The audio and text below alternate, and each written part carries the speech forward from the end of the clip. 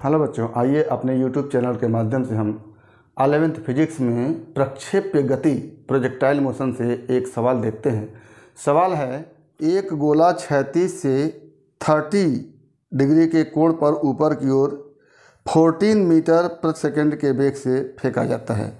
यदि प्रक्षेपण बिंदु पृथ्वी तल से 12 मीटर की ऊंचाई पर हो तो पृथ्वी तल से गोले के क्षैतिज परास की गणना कीजिए। क्वेश्चन फिर से सुन लीजिए। एक गोला क्षैतिज से 30 डिग्री के कोण पर ऊपर की ओर 14 मीटर पर सेकंड के वेग से फेंका जाता है। यदि प्रक्षेपण बिंदु पृथ्वी तल से 12 मीटर की ऊंचाई पर हो तो पृथ्वी तल पर गोले के क्षैतिज परास की गणना कीजिए। तो सवाल में एक गोला है जो मान लीजिए इस बिंदु से क्षैतिज से 30 डिग्री के एंगल पर प्रक्षेपित किया जाता है और इसका जो वेग है वो 14 मीटर प्रति सेकंड है, यानी इस दिशा में 14 मीटर पर सेकंड इसका वेग है। तो आपसे पूछा गया है कि ये जो यहाँ से यहाँ तक का क्षैतिज परास क्या होगा। इसके लिए आपको निकालना होगा कि यहाँ से लेकर के इस पृथ्वी सतह पर गिरने में पिंड द्वारा कितना समय लग रहा है।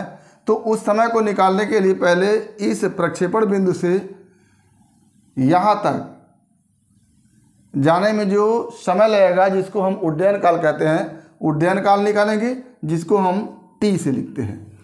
और फिर यहाँ से लेकर के यहाँ तक पहुँचने में जो समय लगता है उसको निकालेंगे। तो ये हमारा मान लेते हैं स्मॉल टी हो गया।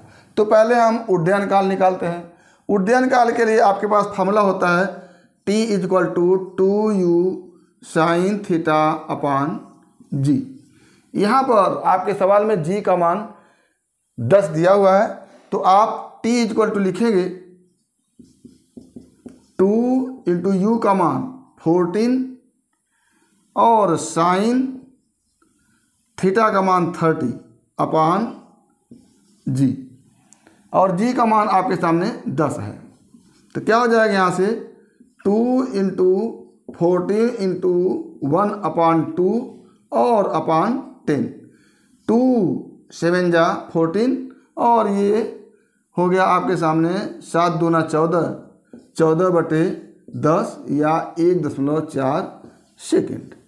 यानी इस प्रक्षेप का प्रोजेक्टाइल का उड्डयन काल कैपिटल T = हो गया 1.4 सेकेंड।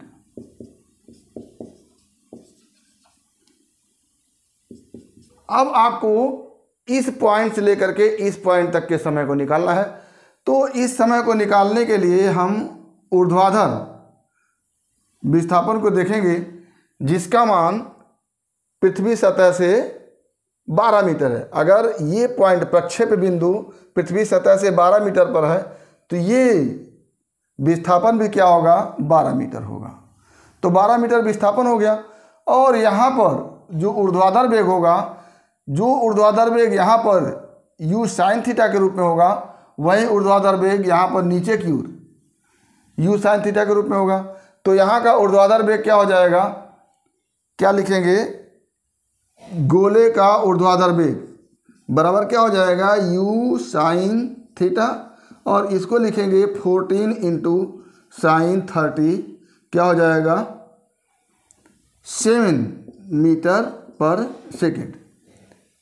इसी ऊर्ध्वाधर वेग से पिंड नीचे की ओर गिरेगा।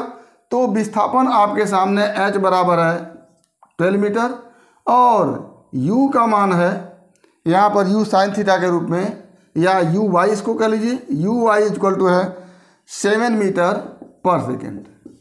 आपको t निकालना है और g का मान 10 मीटर पर सेकेंड स्क्वायर है।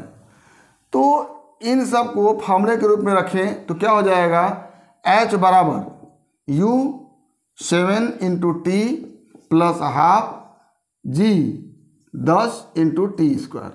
इसको हल करेंगे तो h की जगह लिखेंगे 12, ये ऊंचाई 12 है, तो क्या हो जाएगा 12 बराबर 7t + 5t²। इसको हल करेंगे तो आएगा 5t² +7t और इसको इधर ले जाइए -12 इक्वल टू क्या हो गया 0। यहाँ से इसको हल करेंगे आप तो आ जाएगा 5t² + 12t - 5t अब -12 इक्वल टू 0।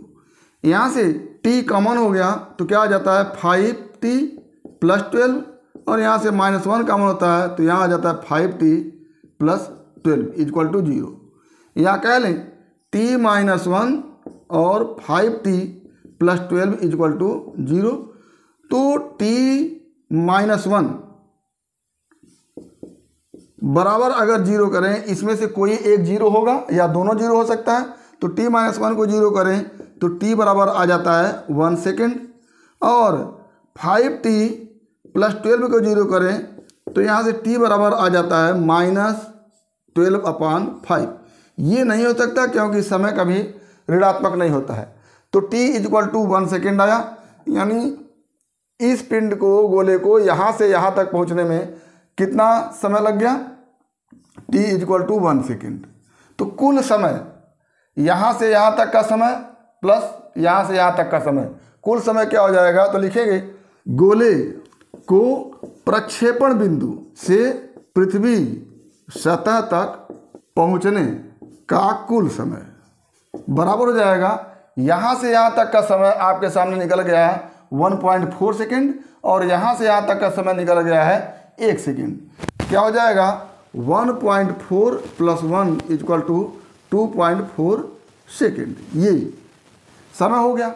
अब आपको यहाँ से लेकर के यहाँ तक का क्षैतिज विस्थापन कहिए या फिर परास कहिए, परास पूछा गया है तो क्षैतिज विस्थापन के लिए आप क्षैतिज वेग में कुल समय से गुणा कर देंगे तो क्या हो जाएगा परास r इक्वल टू क्षैतिज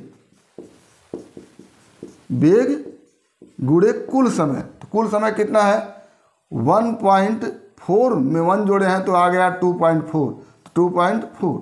अब क्षैतिज वेग को क्या लिखेंगे u cos थीटा, तो u का मान 14 है और cos थीटा का मान 30 है इंटू 2.4 करेंगे तो हो जाएगा 14 इंटू √3/2 इंटू 2.4, ये हो जाएगा 7√3 इंटू 2.4 और इसको आप हल करेंगे तो 7 इंटू 1.732 इंटू 2.4 और हल करेंगे तो आ जाएगा 29.1 मीटर।